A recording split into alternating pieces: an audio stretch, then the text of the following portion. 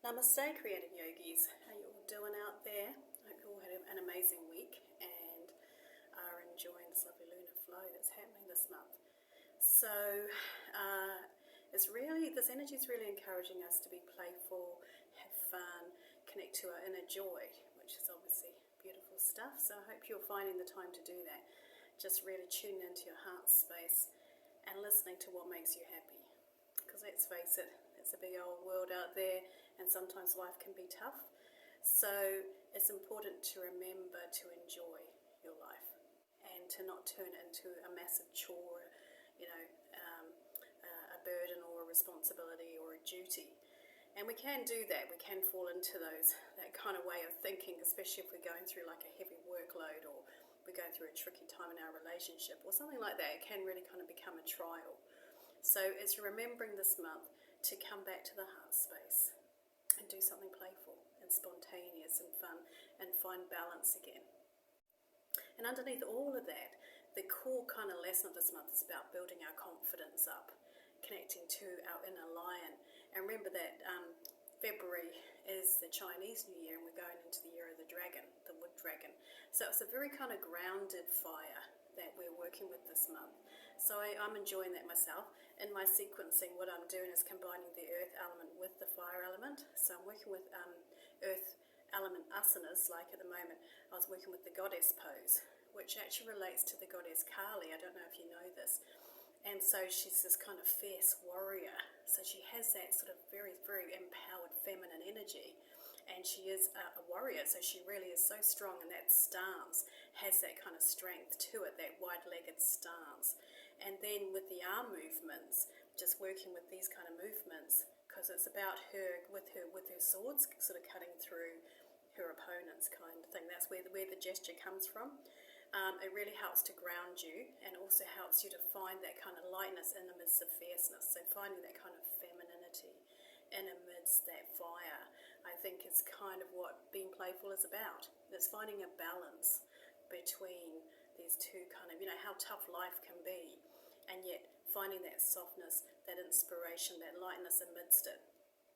So it's a very beautiful challenge, and give yourself that challenge throughout this coming week of finding the joy, finding the fun stuff, even if it's a small thing. Connecting with your gratitude list, get into your gratitude book and write some more things down that you're grateful for in your life that will help drop into your heart space. And just listen to your intuitive prompts about what makes your heart sing, So what I've been doing, apart from connecting with my asanas in that way, is to kind of be more creative. And I've been going down and doing the sunrise yoga on the beach, and I've been photographing the sunrise. And every single day it's different. And finding something beautiful in every single picture that I'm taking. So really connected with my photography and also my filmmaking. I've been doing a lot more filming, particularly with the yoga, creating yoga dances and yoga sequencing as well. But just wanting to create something really inspiring and beautiful, rather than just kind of like I had got into the habit because I was in a rush of just getting something down to put into my Instagram. But now I'm being more considered and just thinking about creating something beautiful to share with you guys, really. So remember that my Instagram dailies are there to give you that idea, that inspiration to incorporate something into your daily yoga practice, whether it's about being mindful or there is an actual sequence there that you can play with or a pose or what have you. So do check into those. If you don't belong to my Instagram yet, do so. It's Elemental Yoga Studio and Tia McKernan after that. And I'll like you back if you do kind of do that. It's always nice to get fans. So yeah, always good stuff. So yeah, this month is very much about finding that playful lightness in your touch and the way that you operate in the world. Just having that fun, that uplifting kind of energy flowing through. And as I say, sometimes that can be a challenge to find that. I do remember when, before I came over to Australia, I actually suffered from chronic depression. And I had for years, and I'm not one for taking medication for things. Not that I have anything against it for other people, but for me, it didn't feel right. So I was doing it naturally and finding natural solutions to find my way back into balance. And I had kind of fallen into that depression because I'd lost a partner. So I was really grieving heavily and then went into the depression after that. So it was kind of a natural kind of downward spiral that happened as I was processing a profound loss.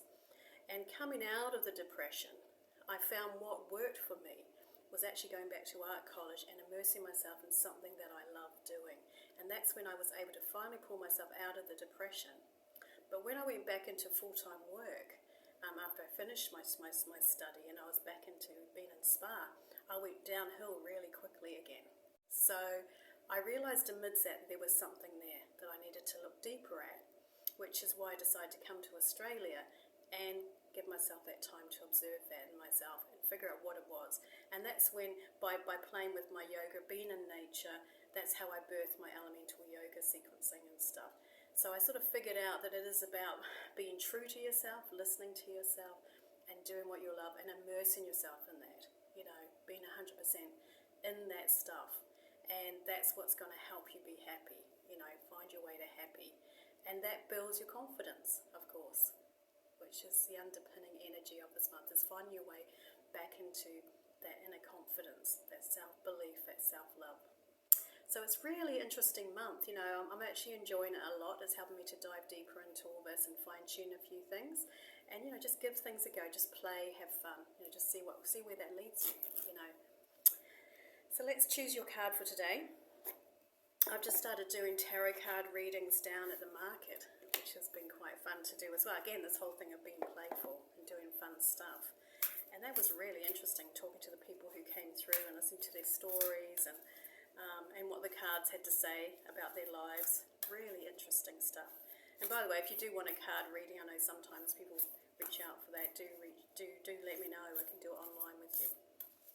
And also I've got online classes now. I've got Wi-Fi here in the studio at long last. So those of you, I do actually owe a couple of classes to, do reach out and we can finish that off. I know that during COVID everything went a bit pear-shaped. So I'm getting everything back on track now. So do reach out if you know that I owe you some classes and we can finish that off, or if you want to do a yoga class, just reach out. I feel more connected to the outside world again, which is really nice.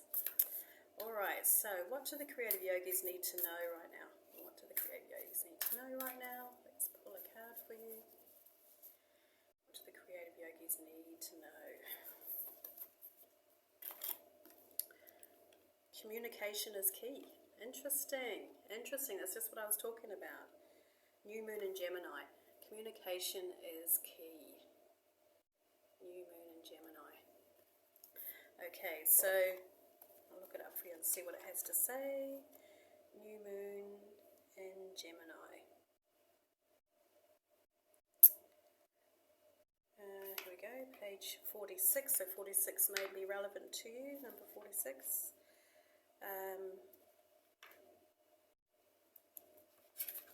Okay, a successful relationship usually comes down to one thing, communication. This is very true. And the new moon in Gemini is all about the start of a new cycle for communicating with the person at the center of your question. So it could be about yourself, communicating with yourself. That's what we've been talking about, listening and tuning in to what makes you happy. Talking things through is the answer to whatever it is that you're asking about. If you can't talk to that person, so if it is somebody else, or if you can't connect with yourself, you can journal about it. There you go. So emails, text messages, and all other forms of communication will also help you now. If the issue you're asking about concerns a sibling or neighbour, there is a new start coming, a time to wipe the slate clean and start over. This card could also suggest you've been too frivolous lately and need to get grounded again. So it's funny. So if you've been a little bit too playful, just find your way back to groundedness. It is about balance in your life. So, but most importantly, drawing this card emphasizes the need to communicate. Okay, so it says here, attuning to the moon. Write a list of all the people you love most and see if you're prioritizing them.